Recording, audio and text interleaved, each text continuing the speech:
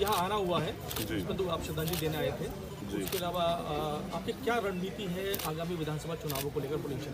देखिए, पहले तो एक साथी खो दिया है और साथियों की अहमियत, एक कार्यकर्ता पदाधिकारी की अहमियत जो है एक कार्यकर्ता दूसरा जानता है। मैं भी आज़ाद समाज पार्टी का एक कार्यकर्ता हूँ और मैंने अपना भाई खोया है, तो अब मैं उस परिवार से मिलने आया था और उनके आज के बाद उनके साथ जीवन में मेरा एक और रिश्ता हो गया है, तो मैं उस रिश्ते को निभाऊंगा। हमारी बच्ची है जो डॉक्टर बनना चाहती है, तो मैंने परिवार से वादा किया कि उसको डॉक्टर बनाने के लिए जो परेशानियाँ जो भी समस्या आएंगी उनका समाधान हम लोग करेंगे। बुलंदशहर मेरी कर्म भूमि, भले ही मैं जन्मा सहारनपुर में हूँ, लेकिन ये मेरी कर्म भूमि है। यहाँ के लोगों ने मेरे ऊपर भरोसा किया। जब मैं पहला चुनाव लड़ने के लिए विधानसभा यहाँ आया तो इन्होंने मेरे ऊपर भरोसा भी किया, विश्वास भी किया और मुझे सपोर्ट भी किया। तो मैं बुलंदशहर को अपने घर की तरह देखता हूँ। तो घर में क्या रणनीति होती है, घर सबसे मजबूत किया जाता है, तो मैं इसे मजबूत करूँगा। और जिस तरह से अभी हमारे कार्यकर्ताओं ने पिछले हफ्ते जो मीटिंग की थी उसमें मांग उठी थी कि मुझे यहाँ से चुनाव लड़ना चाहिए, तो अगर हमारे कार्यकर्ता कहेंगे तो मैं यहाँ से चुनाव जरूर लड़ूंगा। लेकिन हमारा अंतिम लक्ष्य ये है कि वर्तमान में जो उत्तर प्रदेश में गुंडा राज चल रहा है, जैसे कि अभी आपकी जानकारी के लिए बताऊं कि हाथरस पीड़िता जो है उसके वकील और उनके परिवार पे कल कोर्ट रूम में हमला हुआ। तो समझिए कि जब यहाँ कोर्ट में भी जो है सुरक्षित नहीं है लोग, तो फिर कोर्ट के बाहर क्या हो रहा होगा। तो यानी कि आम जनता न्याय कैसे सुनिश्चित होगा। तो मैंने तो माननीय न्यायालय से ट्वीट करके अभी अपील की है कि वो उस अपराधी को गिरफ्तार करें, क्योंकि अगर न्यायपालिका में से भी न्याय नहीं मिलेगा और वहाँ भी जनता सुरक्षित नहीं, तो न्याय सुनिश्चित कैसे होगा। ये बड़ा सवाल है। उत्तर प्रदेश जो है अपराध की राजधानी हो गया है, तो अब जनता यहाँ से मुक्ति चाहती है और इसके लिए 2022 की तैयारी हम लोग कर रहे हैं कि भारतीय जनता पार्टी की इस गुंडों की सरकार को यहाँ से हटाया जाए। बुलंदशहर को कितना लकी मानते हैं अपने लिए? पहली बार इलेक्शन में आपने पहले प्रत्याशी को अपनी पार्टी से बुलंदशहर से उतारा था जी, तो कितना लकी मानते हैं बुलंदशहर को? और किस विधानसभा से आप लड़ना चाहेंगे? अगर आप लड़ते हैं तो किस विधानसभा? जैसा हमारे जिलाध्यक्ष जी और हमारी पार्टी के नेता आदेश करेंगे, क्योंकि मैं तो आजाद समाज पार्टी कार्यकर्ता, हमारा लोकतंत्र है। जो कोर कमेटी तय करेगी, जो हमारे जिला के संगठन के लोग तय करेंगे, वही होगा।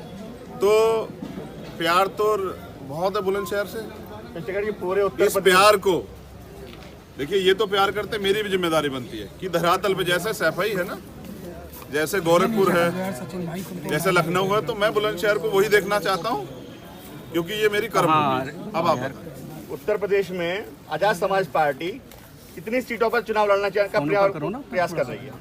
उत्तर प्रदेश में आजाद समाज पार्टी 403 विधानसभाओं में अपना संगठन तैयार कर रही है। और जैसा मैंने पहले भी कहा कि अगर भारतीय जनता पार्टी की इस सरकार को, जो लोकतंत्र विरोधी है, संविधान विरोधी है, जो गरीबों के मजलूमों के अधिकार विरोधी है, सरकार को जो किसानों के विरोधी है, इस सरकार को अगर हटाने के लिए मुझे किसी का सहयोग लेना पड़ा या किसी को सहयोग देना पड़ा, तो मैं पीछे नहीं हटूंगा। 403 पे लड़ेगी क्या? नहीं, मैंने आपको बताया तैयारी 403 पे की गई है। मतलब गठबंधन के लिए आप तैयार हैं? हाँ, मैं तैयार हूँ बिल्कुल, क्योंकि मैं इस सरकार को, जो वर्तमान में सरकार है, जहाँ व्यापारी भी बेबस है, जहाँ किसान भी बेबस है, जहाँ मजदूर भी बेबस है, आप समझिए 300 रुपये बढ़ा दिए हैं 2 महीने में, और ये कहते थे अब महंगाई की मार से बचाने के लिए मोदी सरकार ले आओ।